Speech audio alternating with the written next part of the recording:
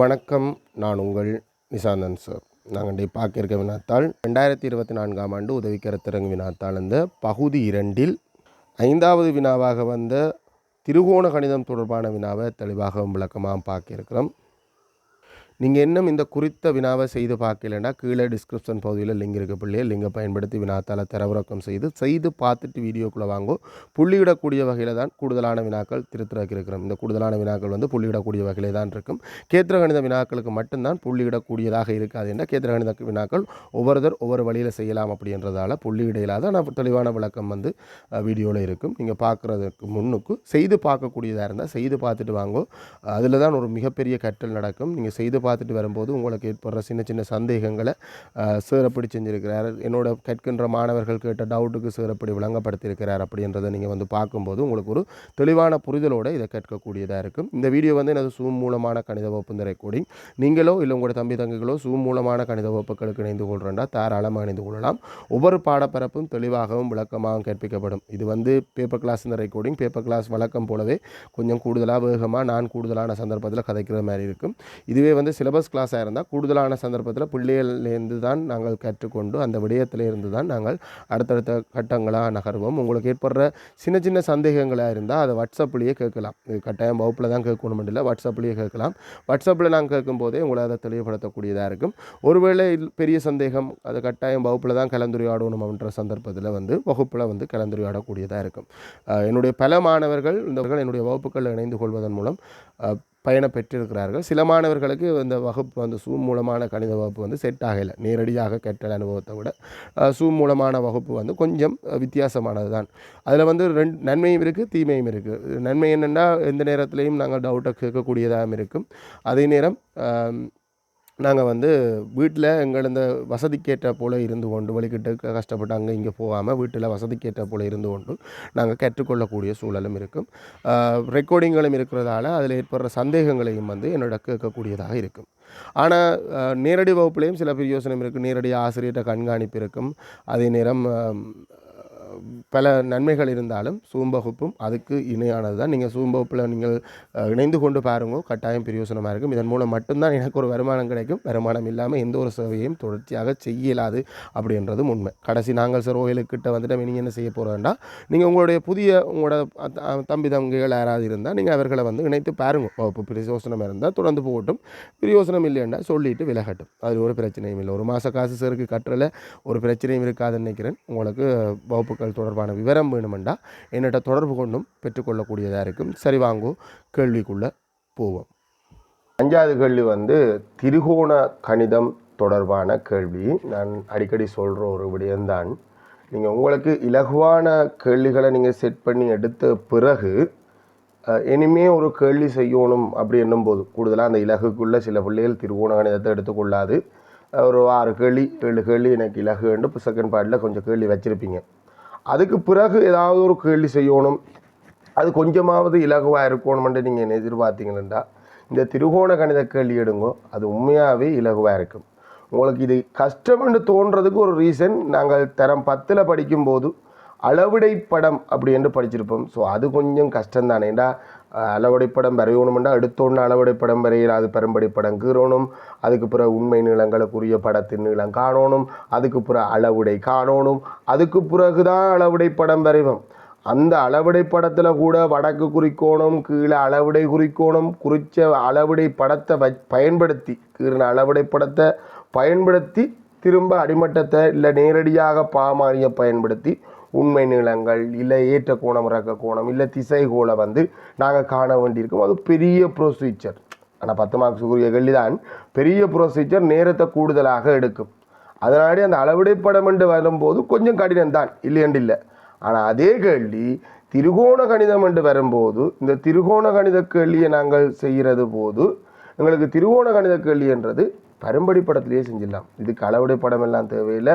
யாரோ ஒரு புண்ணியவான் ஒவ்வொரு கோணத்துக்கும் இந்த குறித்த முக்கோணம், ஒரு செங்கோண முக்கோணத்தில் ஒரு குறித்த கோணத்துக்கு ஒரு கோணம் சொல்லும்போது எதிர்பக்கத்துக்கும் அயல் பக்கத்துக்கும் என்ன விகிதம் வருமோ அதே விகிதம்தான் எந்த சின்ன முக்கோணம் பெரிய முக்கோணம் வந்து இல்லாமல் அதே அளவு கோணமாக இருந்தால், இந்த கோணம் சமனாக இருந்தால் உதாரணத்துக்கு இதில் 54 பாகை என்று வச்சா இது பரம்பரைப்படும் பிள்ளைகள் அளந்து போட்டு போகிற என்ன சார் 54 இல்லைன்னு சொல்லக்கூடாது.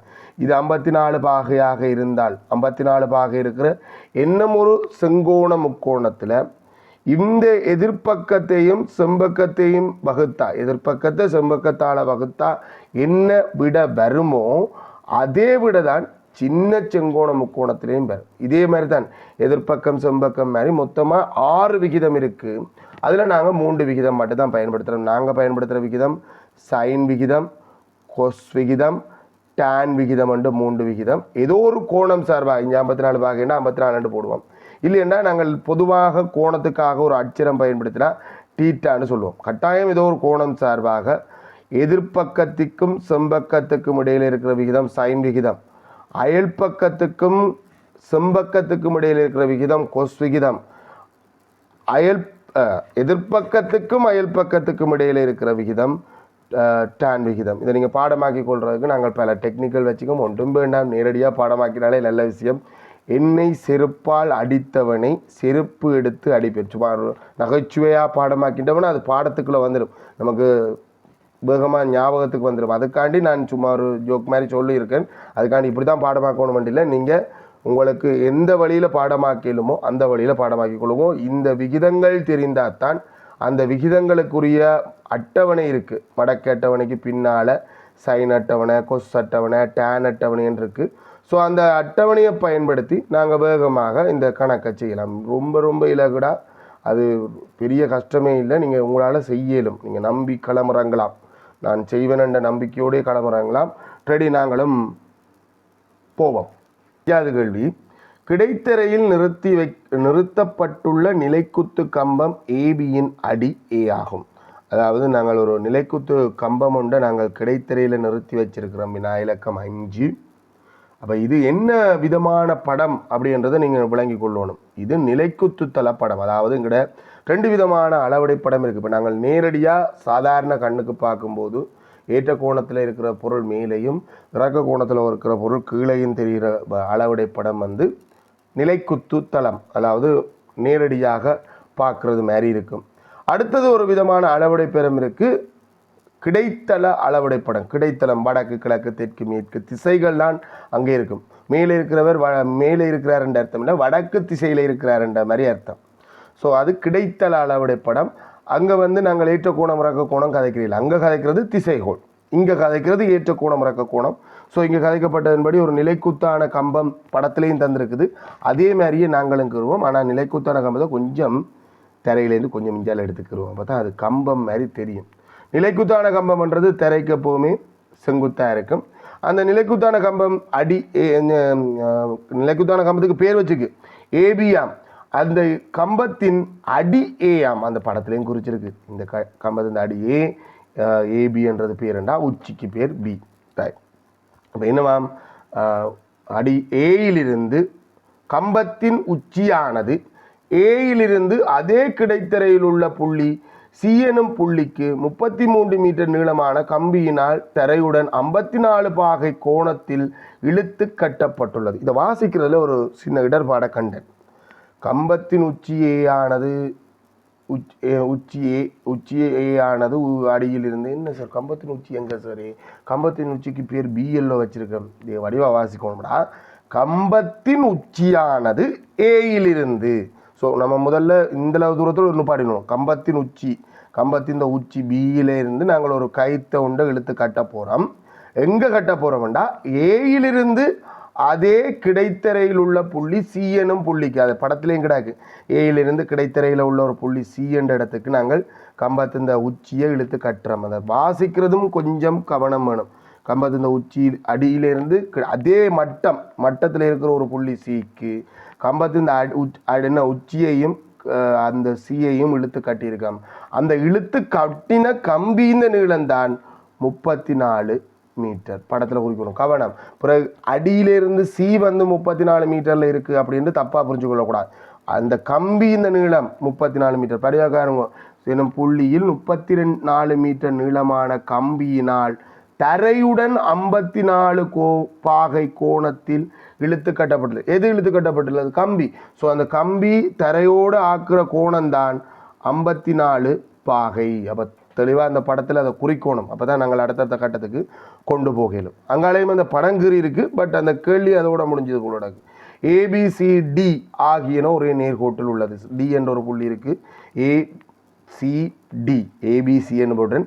நான் சொல்லிக்க புள்ளியாக வாச்சிட்டேன். ஏசிடி என்பன ஒரே நேர்கோட்டில் உள்ளது. இங்கே டி என்ற ஒரு புள்ளி இருக்குது.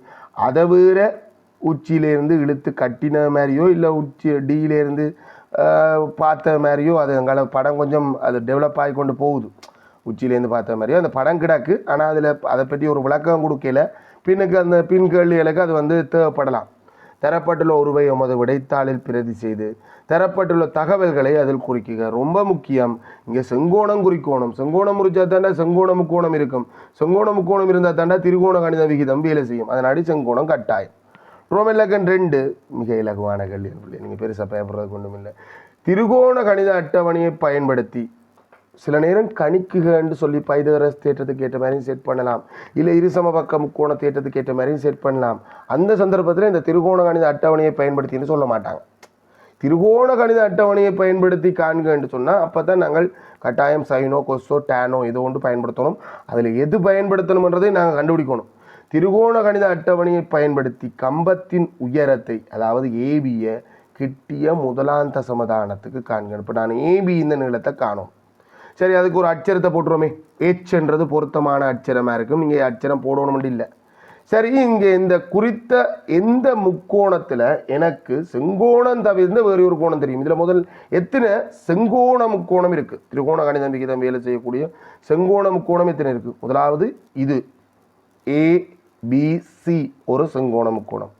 ரெண்டாவது இங்கால இருக்கிற ஒரு முக்கோணம். இது செங்கோண முக்கோணம் இல்லை, இது ஒரு முக்கோணம். எது? பிசிடி ஒரு முக்கோணம். பட் அது செங்கோண முக்கோணம் இல்லை. செங்கோண முக்கோணம் இல்லாத இடத்துல திருகோண கணித விகிதத்தை எங்களுக்கு வேலை செய்ய வைக்கலாது. சரி, இப்போ இந்த மொத்தமாக இந்த பெரிய முக்கோணம் ஏபிடி என்ற முக்கோணம் ஒரு பெரிய செங்கோண முக்கோணம். ஸோ 2 செங்கோண முக்கோணம் இருக்குது. இதில் எனக்கு எந்த முக்கோணத்தை பயன்படுத்தி எச்சை காணலாம்டா இந்த குட்டி முக்கோணம். ஏனெண்டா அந்த முக்கோணத்தில் தான் 54 பாகை என்று வேறு ஒரு கோணமும் தெரியும். செங்கோணம் தவிர்த்த வேறு ஒரு கோணமும் தெரியும். ஒரு பக்க நீளமும் தெரியும். இவரை வச்சுக்கொண்டு இனி எந்த பக்கம் கேட்டாலும் காணலாம். எந்த பக்கம் கேட்டாலும் காணலாம். அடுத்த கோணத்தையும் காணலாம். அது கணிச்சு காணலாம். அது என்ன அதுக்கு திருவோண கணித விகிதத்துக்கு போவதில் அது கணிச்சு காணலாம். சரி, நம்ம விஷயத்துக்கு வருவோம். இந்த கேட்ட பக்கம் தந்த கோணத்துக்கு யார் அப்படின்னு பாருங்க. தந்த கோணத்துக்கு யாருண்டா இவர் எதிர்பக்கம். தந்த பக்கம் தந்த கோணத்துக்கு யாருண்டா அயல் பக்கம் என்று சொன்னா பிழை. இந்த முக்கோணத்தில் எப்பவுமே இவருக்கு பேர் செம்பக்கம். எப்பவுமே செம்பக்கம். அப்போ யார் அயல் பக்கம்ண்டா செம்பக்கம் தவிர பக்கத்தில் இருக்கிற மற்றால் தான் அயல் பக்கம். இவர் தான் அயல் பக்கம். ஸோ நமக்கு அயல் பக்கம் தேவையில்லை. எதிர்பக்கம் செம்பக்கம் சம்பந்தப்பட்ட விகிதம் சைன். எந்த கோணத்தோட சைன் பார்க்குறோமோ அதை எழுதத்தான் வேணும். டீட்டான் இருந்த போல எழுதுறையில் சைன் 54 பாகை சமன் எதிர்பக்கத்தின் கீழ் செம்பக்கம். இதில் எனக்கு எதிர்பக்கம் தெரியுமடா. என்னுடைய எதிர்பக்கம் H, அதாவது ஏபி என்றே போட்டுறேன். நீ அச்சரம் போடுவான். ஏபி செம்பக்கம் தான் காணணும். செம்பக்கம் தெரியும் 34 சைன் 54 பாகை. அதாவது ஒரு 54 பாகை இருக்கிற செங்கோண முக்கோணத்தில் எதிர்பக்கத்தை செம்பக்கத்தால் என்ன வகுத்தா என்ன விட வருமண்டு அட்டவணையில் போட்டு வச்சுக்காங்க. எந்த அட்டவணையில்? இயற்கை சைன்கள் என்ற அட்டவணையில். கவனமா, இயற்கை சைன்களில் சைன் இந்த கோணம் இது, சைன் இந்த கிளை இது, சைன் இந்த இடை வித்தியாசம் இது. முதல்ல தெளிவாக பழங்கணும். இதே மாதிரி தான் கொசுக்கு சைன் அட்டவணையில் தான் கொசும் இருக்குது. அங்கே அது இது இங்கே இருக்குது. அதையும் தெரிஞ்சு வச்சு கொள்ளணும் பிள்ளைகள். அதை நீங்கள் அப்புறம் மாறி வச்சுருந்தீங்கன்னா சரி வராது. கொசுந்த அட்டவணை சைன் அட்டவணை இந்த கீழேந்து துவங்கும். கொசுந்த கோணம் இது, இதுதான் கொசுந்த கோணம். கொசுந்த கிளை இது, கொசுந்த இடை வித்தியாசம் இது. இது அதே சைன் என்ன ஒரு விகிதத்தை பயன்படுத்தப்படுதுன்னா கொஸ் டீட்டா சமன் சைன் 90 மைனஸ் டீட்டான்னு ஒரு சூத்திரம் இருக்குது. அந்த சூத்திரத்தை பயன்படுத்தித்தான் இங்கே கொஸ் விகிதத்தை சைன் விகிதத்திலேயே அட்டவணையிலேயே போட்டிருக்கு. கொஸ் விகிதத்துக்கு ஒரு அட்டவணை இல்லாமல் சைன் விகித அட்டவணையிலேயே கொஸ் விகிதத்தை போட்டிருக்கு. இப்போ எனக்கு வேணும் சைன் அட்டவணையில் இயற்கை சைன் என்ற அட்டவணை. இதில் 54 பாகை பூஜ்ஜியங்களை இந்த பெருமானம் வேணும். அதுவும் பெருமானத்தோடையே இருக்கும். அதாவது 0.1 தான் இருக்கும். எங்கே சார் 0 காணையில் எல்லாம் 0.1 தான்டா. சைன் இந்த முழு விகிதமுமே 0.1 தான். டேன் மட்டும்தான் 45 கீழே 0.1. அதுக்கு பிறகு 3க்கு நம்பர் வரும், முழுவன் பெருமானம் வரும். இது 0.80 90 sin 54 பாகை இந்த பெருமானம் ஏபி சமன் 0.8090 34ஆல் பெருக்கணும். மடக்கட்டவனை போமா தேவையில்லை. இதை பெருக்கிறதுக்கு ஏன் மடக்கட்டவனை இதை பெருக்கு என்ன ஒரு இருலக்கண் பெருக்கல் என்ன இருலக்கண்ணால் பெருக்குதல் தசத்தை மறந்துடு 8090 34ஆல் பெருக்கணும் போடு 4ஆல் பெருக்கு 0 36 3 32 3ஆல் பெருக்கு 0 27 7 பிறகு 2 திரும்ப 24 கூட்டி போட்டா சரி 0 6 0 ஒரு மிச்சம் 4 3 5 பிறகு 7 2. ஆகவே எங்களுக்கு ஏபி இந்த நீளம் இப்படி ஒரு பெரிய நம்பர் வரணும். ஆனால் தசத்துக்கு பின்னால் மொத்தம் தசத்துக்கு பின்னால் 4 தானம் இருந்த நாடி தசத்துக்கு பின்னால் 4 தானம் வரக்கூடிய மாதிரி விட குத்தினா ஏபி இந்த நீளம் வருது 57 தசம் 5 27 தசம் 27 தசம் 5 0 6 0 என்று கேட்குது.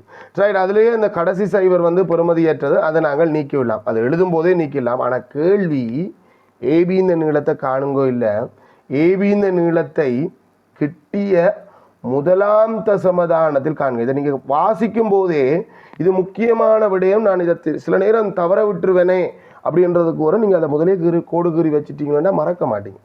ஏபியின் நீளத்தை கிட்டிய முதலாம் தசமதானத்தில் காண்க. ஸோ முதலாம் தசமதானத்துக்கு மட்டம் தட்ட போகிறேன். அடுத்த இலக்கம் 0 இருக்கிறதால அது ஆட்டோமேட்டிக்காக நீங்கும். அப்போ ஆகவே அங்காளைக்கு அவ்வளோ நீங்கும். 27.5 மீட்டர் அப்படின்னு வரும் ஏபி இந்த நீளம். அதை நாங்கள் படத்துலையும் குறித்து கொள்வோம் 27.5 மீட்டர் என்ற அடுத்த கேள்விக்கு இது தேவைப்படும். ரோமன் இலக்கம் 3க்கு போவோம். சியிலிருந்து ஏசி வழியே 25 மீட்டர் தூரத்தில் உள்ள புள்ளி டியில் நிற்கும் குமுதுவுக்கு, குமுது என்றவர் சியிலிருந்து நிற்கிறார். ஏசி வழியே என்ன இப்போ சியிலேருந்து நாங்கள் கணக்கெடுக்கிறோம். ஏசி எந்த பக்கம் போகுதோ அந்த வழி ஏசி வழியே டியில் நிற்கும் குமுது டியில் நிற்கிறார். எவ்வளவு தூரத்தில் நிற்கிறாருண்டா 25 மீட்டர் தூரத்தில் நிற்கிறார். இப்போ விஷயம் என்னண்டா இந்த 25 மீட்டர்ன்றது எது 25 மீட்டர் சியிலிருந்து 25 மீட்டரா இல்லை ஏடி 25 மீட்டரா? சியிலிருந்து ஏசி வழியே அண்டா சியிலிருந்து 25 மீட்டர் தூரத்தில் டி இருக்கு. சியிலேருந்து 25 மீட்டர் தூரத்தில் டி இருக்கு. குமுதுவுக்கு கம்பத்தின் உச்சி தென்படும் கோணம் 30 பாகையிலும் பெரிது என காட்டு. இந்த குறித்த கோணம் 30 பாகை என காட்டுக இல்லை. 30 பாகைன்றது தரவு கிடையாது, கேள்வியில் இருக்கு. 30 பாகையிலும் பெரிது என காட்டுக. அப்போ நம்ம வேறு ஒரு அட்சரத்தை போடுவோம், டீட்டாண்டு வச்சுக்கொள்வோம். அதை காணுவோம். அந்த 30 விட பெருசாக வரும் அப்படின்றத காணுவோம். சரி, ஓகே. அப்போ நம்ம இந்த கோணத்தை காணணுமெண்டா இந்த முக்கோணத்தில் 2 பக்க நீளங்கள் தெரியணும். ஒரு கோணம் ஒன்றை நாங்கள் கணிக்க வேண்டி வருதுண்டா, திருகோண கணித அட்டவணையை வச்சு நாங்கள் கோணம் ஒன்றை கணிக்க வேண்டி வருதுண்டா கட்டாயம் 2 பக்க நீளங்கள் தெரியணும். இந்த விகிதம் எந்த முக்கோணத்தில் பயன்படுத்த போகிறோம்டா பெரிய செங்கோண முக்கோணத்தில் தான் இந்த விகிதத்தை நான் பயன்படுத்த போகிறேன். சரி, பெரிய செங்கோண முக்கோணத்தில் எனக்கு தெரிந்த பக்க நீளங்கள் என்றால் இப்போ தான் ஒன்று கண்டனான் ஏபி இந்த நீளம் இப்போ ஒன்று கண்டனான். அதுவும் கிட்டிய முதலாம் தசமதானத்துக்கு மட்டம் தட்டி தான் கண்டனான் ஒழிய துல்லியமாக காண முடியலை, துல்லியமாக காணலை, கண்டதை பயன்படுத்தலை, மட்டம் தட்டினதை தான் பயன்படுத்துகிறேன்.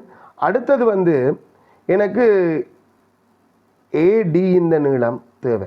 ஏடி இந்த நீளம் தான் ஓரளவுக்கு காணக்கூடியதுண்டா 25 மீட்டர் என்று தந்ததை வச்சு கொண்டு காணக்கூடியதுண்டா ஏடி இந்த நீளம் தேவை. ஏடி இந்த நீளத்துக்கு நமக்கு ஒரு சின்ன சிக்கல், தந்த தடவை ஓகே, ஆனால் ஏசி இந்த நீளம் தெரியாது. ஏசி இந்த நீளத்தை ஒருவேளை கணிக்கலாமோன்னு பார்த்தா இது வேறு தசம எண்ணில் இருக்குது. எதுவும் பைதகரஸ் தேற்றம் அது இது பயன்படுத்தப்பட்டு இதை காணக்கூடிய மாதிரி வருமோன்னு பார்த்தா அதுவும் இல்லை, இது வேறு தசம எண்ணில் இருக்குது. ஸோ வேறு வழியே இல்லை, நம்ம ஏசி இந்த நீளத்தையும் திருகோண கணித அட்டவணையைத்தான் பயன்படுத்த வேண்டி இருக்கு. இப்போ இதில் எனக்கு ஒரு பக்கம் தெரிஞ்சால் காணும் தானே. இப்போ ஏசி இந்த நீளத்தை காணணும், இந்த 54 பாகையோடு பயன்படுத்த போகிறேன். இந்த 54 பாகைக்கு வேற அயல்பக்கம் எதிர்ப்பக்கம் சம்பந்தப்பட்ட விகிதத்தை பயன்படுத்த போகிறேன்னா இல்லை அயல்பக்கம் செம்பக்கம் சம்பந்தப்பட்ட விகிதத்தை பயன்படுத்த போகிறேன்டா இது நான் மட்டம் தட்டி போட்ட வருமானம். ஸோ மட்டம் தட்டி போட்டதை திரும்ப ஒரு கணக்குக்கு பயன்படுத்த வேண்டி வேறு வழியே இல்லை, இதைத்தான் பயன்படுத்தி ஆகணும்னா பயன்படுத்த தான் வேணும். இல்லை என்ன ஒரு வழி இருக்குது, மட்டம் தட்டாத பெருமானத்தை வச்சும் காணலாம்ன்ற சந்தர்ப்பத்தில், அதாவது தந்த பெருமானத்தை வச்சும் காணலாம்ன்ற சந்தர்ப்பத்தில் தந்த பெருமானத்தை வச்சு காண்றது தான் நல்லம். ஏன் அதுதான் திரும்ப புதுசாக ஒரு மட்டம் தட்டல் வராமல் நாங்கள் அதையே கண்டினியூ பண்ணுறது மாதிரி இருக்கும்.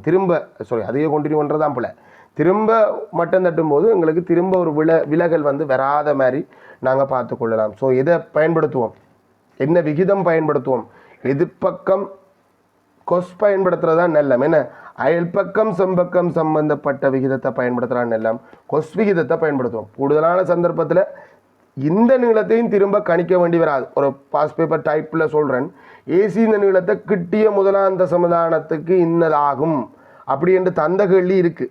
அது ஒரு பாஸ் பேப்பர் டைப். இது உதவி கருத்தரங்கு பேப்பர் தானே. ஸோ உதவி கருத்தரங்கு பேப்பர் என்று நாடித்தான் நாங்கள் திரும்ப கணிக்க வேண்டி வருது. பொதுவாக அப்படி வர்ற இல்லையா, இந்த லெவலில் இருக்கிற கேள்வி திரும்ப ஒரு கோணத்தை காண்றதோட மட்டும் நின்றும் பெரிய தூரது போகாது. ஃபைனல் பேப்பரை சொல்கிறேன் பிள்ளைகள், இது நீங்கள் செய்கிறது உதவி கருத்தரங்கு பேப்பர் கொஞ்சம் கஷ்டமாக தான் இருக்கும். ஸோ நம்ம ஏசி இந்த நீளத்தை காணணும்னா கொஸ் விகிதத்தை பயன்படுத்தணும். கொஸ் 54 பாகை எந்த முக்கோணத்தில் திரும்ப வந்துட்டோம், எந்த முக்கோணத்துக்கு வந்துட்டோம், திரும்ப பழைய முக்கோணத்தில் தான் பயன்படுத்துகிறோம். கொஸ் 54 பாகை சமன் வேணும்னா அதை போடும் கூட, எந்த செங்கோண முக்கோணத்தில் நீங்கள் அதை பயன்படுத்துறீங்கன்றதையும் போடுங்க. அயல் பக்கத்தின் கீழ் செம்பக்கம், அயல் பக்கம் அதை தான் காண வந்து நாங்கள் ஏசி, செம்பக்கம் 34, கொஸ் 54 பாகை இந்த பெருமானத்தை கொஸ் அட்டவணையில் போய் பார்க்கணும். கொஸ் அட்டவணையும் சைன் அட்டவணையெல்லாம் இருக்குது. இந்த இருக்குது இந்த அட்டவணை இந்த கீழேந்து துவங்குது. இதுதான் கொசுந்த கோணம், இந்த பக்கம் போது பாருங்க, இதுதான் கொசுந்த கோணம். 54 பாகைன்ற கொசுந்த கோணம் கூட கூட கொஸ் விகிதம் குறையும். 54 பாகை பூச்சியங்கலையில் பெருமானம் இருக்குது. 54 பாகை இந்த இருக்குது, 54 பாகை பூச்சியங்கலை 54 பூச்சியத்தில் இருக்கிற பெருமானம் 58 78 0.58 78.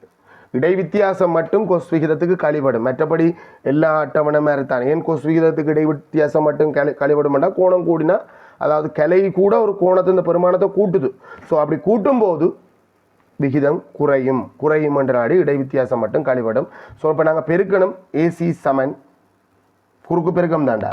ஏசி சமன் 0.5878 34 பெருக்கணும். திரும்பவும் ஒரு ஈரிலக்க எண் பெருக்கல், தசத்தை மறந்து பெருக்குவோம். 58 78 34 பெருக்க போகிறோம். 4 32 2 போட்டு 3 மிச்சம், 28 3 31 31 போட்டு 3 மிச்சம், 32 3 35 5 போட்டு 3 மிச்சம், 15 20 3 23 3 பெருக்கிறேன். 24 4 போட்டு 2 மிச்சம், திரும்ப 21 2 23 3 போட்டு 2 மிச்சம், இங்கேருந்து 2 மிச்சம், 24 2 26 6 போட்டு 2 மிச்சம், 15 2 17 கூட்டினமண்டா 2 5 8 9 9 1 வரும். தசத்துக்கு பின்னால் 4 தானம் இருந்தது, தசத்துக்கு பின்னால் 4 தானம் தள்ளி கூட்டினமண்டா 19.5852 ஒரு பெரிய தசம எண்ணாக இருக்குது. ஆனால் இந்த பெரிய தசம எண்ணாக இதை வச்சுக்கொண்டு என்னால் அடுத்த கணக்குக்கு மூவ் பண்ண இயலாமல் போயிடும். ஏனெண்டா ஏடி இந்த நீளம் எங்களுக்கு தசம எண்ணில் வரும், அது பெரிய கஷ்டம். ஆனால் உண்மையாக சொன்னால் இதை மட்டம் தட்ட சொன்னால் மட்டும்தான் மட்டம் தட்டணும் பிள்ளைகள், மட்டம் தட்ட சொல்லாமல் மட்டம் தட்டக்கூடாது. ஆனால் எனக்கு இந்த முதலாவது கேள்வியில் வந்து அன்னளவாக கண்டதை வச்சு தானே நான் பயன்படுத்த போகிறேன். இதை வந்து மட்டம் தட்டின பெருமானம் எத்தனையாந்த சமதானத்துக்கு முதலாம் கேள்வியில் மட்டம் தட்டினான், முதலாந்த சமதானத்துக்கு மட்டம் தட்டின பெருமானத்தை வச்சு தான் நான் பயன்படுத்த போகிறேன். ஸோ எனக்கு வேறு வழி இல்லை, இவரையும் முதலாந்த சமதானத்துக்கு மட்டம், ஏன்னா அவரை மட்டம் தட்டியாச்சு மட்டும், அப்போ இதை மட்டுமே நாங்கள் மட்டம் தட்டாமல் பயன்படுத்துவோம். அப்போ அந்த அடிப்படையில் தான் அந்த ஒரு என்ன சொல்கிறது, அந்த ஒரு என்ன அதை வாய்ப்பாக நாங்கள் பயன்படுத்தி கொண்டு தான் நான் இவரை வந்து முதலாந்த சமதானத்துக்கு மட்டம் தட்ட போகிறேன். இவரை வந்து முதலாந்த சமதானத்துக்கு மட்டம் தட்ட போகிறேன்னா அடுத்த 8 அங்கால இருக்க அவ்வளவு நீங்க போது, அடுத்த 8 நாடி இதில் 1 கூடி நீங்கும். ஸோ இதில் 1 கூட்டி நாங்கள் நீக்கி விட்டோம்டா, அங்கால இருக்கிற நீக்கி போட்டு 1 கூட்டி விட்டோம்டா 0 1 மிச்சம், அந்த 1 இங்கே வரும், திரும்ப 0 1 மிச்சம், அந்த 1 இங்கால போகும், 20.02 வரும். அன்னளவாக முதலாம் தசமதானத்துக்கு கேட்குற ஒரு சந்தர்ப்பமாக இருந்தால் 20 போடக்கூடாது, 20.02 தான் போடணும். ஏன்னா அதுதான் துல்லியமாக முதலாம் தசமதானம் காண இருக்கு என்றது விளங்கும். 2ஆம் தசமதானத்தை தான் நாங்கள் நீக்கி இருக்கிறோம்ன்றது அந்த 20.02 போடுவதன் மூலம் தான் தெரியும். ஆனால் இங்கே கணக்கில் கொண்டு வந்து இந்த நீளத்தை 20 மீட்டர் என்று போட போகிறேன். 20.02 20 மீட்டர் தானே. சரி, இப்போ இந்த குறித்த கோணம் சார்பாக எனக்கு இப்போ 2 பக்கம் தெரியும். இந்த கேள்வி இந்த கண்டினியூவாக இதில் தொடர்றேன்டா, உங்களுக்கு ஸ்க்ரீனில் தெரிகிறது கூறம். ஆகவே இந்த பெரிய முக்கோணத்துக்கு நாங்கள் வருவோம். பெரிய முக்கோணத்தில் தான் நாங்கள் இந்த விகிதத்தை பயன்படுத்த போகிறோம். என்ன விகிதம்? இந்த 2 கோணம் சார்பாக, அந்த கோணம் சார்பாக எனக்கு தெரிஞ்சது பெரிய முக்கோணத்தில் இவர் எதிர்ப்பக்கம், இங்கால இருக்கிறவர் அயல் பக்கம். எதிர்ப்பக்கத்துக்கும் அயல் பக்கத்துக்கும் இடையில இருக்க விகிதம் டான் விகிதம். டான் டீட்டா சமன். இப்போ கோணம் தெரியாது தானே, கோணம் தெரியாத சந்தர்ப்பத்தில் டீட்டான்னு போடுவேன். டான் டீட்டா சமன் எதிர்ப்பக்கத்தின் கீழ் அயல் பக்கம். ரெண்டுமே மட்டம் தட்டின பெருமானம். எதிர்ப்பக்கமும் மட்டம் தட்டினது பெருமானம் மண்டலவாக்கம் செய்தது, அயல் பக்கமும் மண்டலவாக்கம் செஞ்சது. எதிர்ப்பக்கம் 27.5 கண்டதுதான், 27.5 மீட்டர். அயல் பக்கம் 2ஐயும் கூட்டணும், 25ஐயும் 20ஐயும் கூட்டினா 45 மீட்டர். இப்போ பிரச்சனை என்னண்டா, 27.5 45ஆல் பிரிக்க வேண்டி வரப்போகுது. இப்போ 27.5 45ஆல் பிரிக்கிறதுக்கு நமக்கு மடக்கை அட்டவணைக்கு போகணும்னா பொதுவாக ஃபைனல் பேப்பரை பொறுத்த வரைக்கும் திருகோண கணித கேள்வி தான். மடக்கை கேள்வி என்றது கனஅளவுகளோட வர்ற அந்த கேள்விக்கு மட்டும்தான் இப்போ இருக்கிற எக்ஸாம் இந்த சிஸ்டத்தின்படி மடக்கை பயன்படுத்த வேண்டி வரும். நீங்கள் எல்லா கேள்விக்கும் கொண்டு போய் மடக்கை பயன்படுத்த தேவையில்லை. அப்போ இப்படி சார் 45 பிரிக்கிறான்டா, கொஞ்சம் கொஞ்சம் அதானே பிரிக்க போகிறேன், எடுத்தோன்னையாக பிரிக்க போகிறேன். 27.5 45ஆல் பிரிப்போம். 2ல் 45 இல்லை, சேர்த்து பார்த்தா 27ல் 45 இல்லை. தசந்தாண்டேக தசம் 275 10ல் 1 இருக்குது, 45 இருக்குது. 45 45 90, 90 180, 180 என்னும் ஒரு 90 270. ஸோ 6 முறை பெருக்கிப்பார். 30 0 போட்டு 3 மிச்சம் 24 3 27. இறக்கினமெண்டா 5. அடுத்த இடப்பெருமானம் இறங்கும். அடுத்த இடப்பெருமானம் இறங்கினா 50, 50ல் 1 முறை 45 கழிச்சா திரும்ப 5. அடுத்த இடப்பெருமானம் 0 இறங்கும் 45 1 முறை, திரும்ப 5 45 5. அப்படியே போய்கொண்டிருக்க போது ஒன்று போகிறனாடி நீ 5ஆம் தசமதானம் கண்டு மட்டம் தட்டினாலும் இதே தான் விட 5ஆம் தசமதானம் காணவே தேவையில்லை. ஃபைனல் பேப்பரை பொறுத்த வரைக்கும் அவங்களை எதிர்பார்க்குறாங்களே எப்படி ஸ்கீமை பார்த்து படிக்கக்கூடாதுன்னு நானே சொல்லி போட்டு உங்களை கெடுக்கிறோன்னு தெரியல.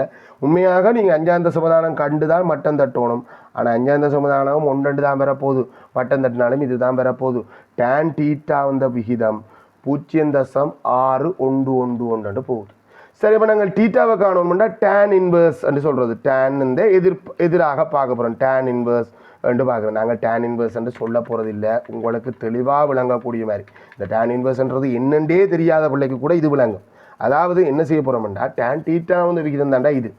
ஸோ இந்த விகிதத்தை ஏதாவது ஒரு கோணம் தருந்தானே, எந்த கோணம்னு தெரியல தானே, அட்டவணை இருக்குது தானே. இந்த விகிதத்தை தர்றது டேனுக்கு எந்த கோணம் இந்த விகிதத்தை தருமென்று பார்ப்போம்டா டேன் அட்டவணைக்கு போகணும். இப்போ நாங்கள் நிற்கிறது சைன் அட்டவணை. கவனம், அட்டவணைகள் குழப்பி போடும். அவசரப்பட்டு நீங்கள் சைன் அட்டவணையில் கண்டு போட்டு போயிட்டீங்கன்னா போயிடும் கதை. டேன் இயற்கை தான்சன்கள் ரெண்டு இருக்கும், டேங்கிள்ஸ். அந்த அட்டவணைக்கு போயிட்டு இந்த விகிதத்தை உள்ள தேடணும். இதுதான் டேன், இந்த கோணம் கிளை. இங்கே இருக்கிறது கோத்தான்சன்கள், நம்ம பயன்படுத்தாத ஒரு விகிதம். 6 விகிதத்தில் ஒரு விகிதம் வெளியில் இருக்கிறதா. ரைட், இப்போ நம்ம பார்க்க வேண்டியது 0.6111 நாங்கள் உள்ள தேடுறோம். வடியாக கவனிக்கணும், டேனுக்கு 45க்கு மேலே 1.2 பெறவழிக்கிறோம். ஸோ 45க்குள்ளே தான் 0.6111 6111 இங்கே இல்லை, இதுக்கு முன்னுக்கு தான் இருக்குது. 6111 இதுக்கு 2க்கும் இடையில தான் இருக்குது. ஸோ நம்ம எடுக்க வேண்டியது 0.609088 தான் எடுக்கணும். அது எந்த இடத்துல இருக்குது? 31 பாகை 20 இல்லை, 20 கிளையில இருக்கு. 31 பாகை 20 கிளை கீழே கொண்டு இருக்கே சார், அதை பயன்படுத்தலாதா? மடக்கை மாரியண்டா இல்லை, இது வந்து கோத்தான்சென்ற கிளை, இதை நீ வந்து பயன்படுத்தலாம். உனக்கு என்ன எத்தனை வேணும்? 11. 61 உனக்கு என்ன எத்தனை வேணும்டா? இங்கால ஒரு 12, அங்கால ஒரு 11, மொத்தம் 23 வேணும். இடை வித்தியாசத்தில் அப்படியே தேடிப்போ. 23 தரக்கூடிய ஆள் இல்லை. 20 இருக்கு முன்னுக்கு, 24 இருக்கு பின்னுக்கு. முன்னுக்கு பின்னுக்குன்னு பார்க்குறேன். ஏன் இதையோட இதை நுப்பாட்ட போகிறேன், அண்ணளவா இதோட நுப்பாட்ட போகிறேன். ஸோ எது கிட்ட இருக்குன்னு தான் பார்க்கணும். 24 கிளை தான் எடுத்துக்கொள்ளணும். 24 தரக்கூடிய கிளையைத்தான் எடுத்துக்கொள்ளணும். இதுக்கு கீழே பார்த்தாலும் ஓகே என்றாலும் மேலேயே பார்ப்போம். இது இந்த கிளை எது வருதுண்டா 6 கிளை வருது. ஸோ இந்த கோணத்தை, இந்த குறித்த விகிதத்தை கிட்டத்தட்ட ஒன்று கூட தான் தரும். கிட்டத்தட்ட தரக்கூடிய கோணம் யாருண்டா 31 பாகை 26 கிளை. ஸோ டேன் தீட்டாவும் இதே விகிதத்தை தருது, இந்த கோணமும் இதே விகிதத்தை தருது. இதுலேருந்து நாம சொல்ல போகிற முடிவு தீட்டாண்ட அந்த குறித்த கோணம் 31 பாகை 26 கிளை. ஆனால் கண்டதோட கேள்வி முடிஞ்சதோண்டா அதுதான் இல்லை, அவசரப்பட்டியே குமார்ன்ற மாதிரி இருக்கும். பார்த்தியா, அதை கண்டதோட கேள்வி முடியல. அந்த ஏற்ற கோணம், அந்த குறித்த ஏற்ற கோணத்தை தான் நாங்கள் டீட்டாண்டு போட்டுனாங்க. அந்த டீட்டா கோணத்தை இப்போ கண்டுட்டோம், கணிச்சு கொண்டு வந்துட்டோம். அந்த கோணம் 30 பாகையிலும் பெரிது என காட்டுக. பெரிது கண்டபடி காட்டுறது அவ்வளோதான். இந்த நான் வந்து பிடிச்ச விட இருக்க 31 பாகை 26 கிளை என்பது 30 பாகையிலும் பெரிது. முன்னுக்கு ஒரு ஆகவே போட்டால் நம்ம இதை கண்டதை வச்சு முடிவு சொல்கிறோம், விஷயம் முடிஞ்சு. அவ்வளோதான். திருகோண கணித கேள்வி மிக இலகுவாக செய்யலாம், ட்ரை பண்ணி பாருங்க, உங்களால் இயலும். புள்ளித்திட்டம் சொல்கிறேன் பிள்ளைகள், தரவுகளை வந்து படத்தில் குறிக்கிறது. அதாவது இங்கே 34 மீட்டர்ன்றதை இந்த இடத்துல குறிக்கிறதுக்கு ஒரு மார்க்ஸ், 54 பாகையும் செங்கோணமும் குறிக்கிறதுக்கு ஒரு மார்க்ஸ், ரெண்டும் சேர்ந்து ஒரு மார்க்ஸ் தரேன். சரிதானே, எங்களை கொஞ்சம் வேலை பெருசு நாடி கொஞ்சம் புள்ளியை வந்து குறைக்கிறேன். சில நேரம் படம் குறிக்கிறதுக்கே 3 புள்ளி கிடைச்சாலும் கிடைக்கும். ரைட். அடுத்தது நீங்கள் சைன் விகிதம் தான் பயன்படுத்தணுமென்ற அந்த அடிப்படையில் சைன் விகிதம் காண்றதுக்கு ஒரு புள்ளி, சைன் விகிதத்தை பயன்படுத்துறதுக்கு ஒரு புள்ளி. சரி, அதை பயன்படுத்தி நீங்கள் அந்த குறித்த நீளத்தை கிட்டிய முதலாந்த சமதானத்துக்கு கண்டு போடுறதுக்கு ஒரு புள்ளி, விடைக்கு தான் ஒரு புள்ளி. ஸோ 3 2 5 ஆயிட்டு. அடுத்தது திரும்ப கொஸ் விகிதத்தை பயன்படுத்தி அந்த நீளத்தை நீங்கள் கண்டுபிடிச்சிருப்பீங்க. முதலாந்த சமதானத்துக்கு மட்டம் தட்டை தான் வேணும் பிள்ளைகள். அந்த மட்டம் தட்டி அந்த விடையை எடுத்துக்கொள்றதுக்கு 2 புள்ளி. திரும்ப டேன் விகிதத்தில் பயன்படுத்தி, அது கொஸ் விகிதம் பயன்படுத்தணும்ன்றதெல்லாம் பெறும். திரும்ப டேன் விகிதத்தை பயன்படுத்தி அந்த கோணத்தை கண்டுபிடிக்கிறதுக்கு 2 புள்ளி. அந்த விடையை, இறுதி விடையை சமர்ப்பிக்கிறதுக்கு ஒரு புள்ளி. ஒட்டுமொத்தமாக இந்த குறித்த இந்த வினாவுக்கு உங்களுக்கு 10 எத்தனை அப்படின்றத எனக்கு பதிவிடுவோம்.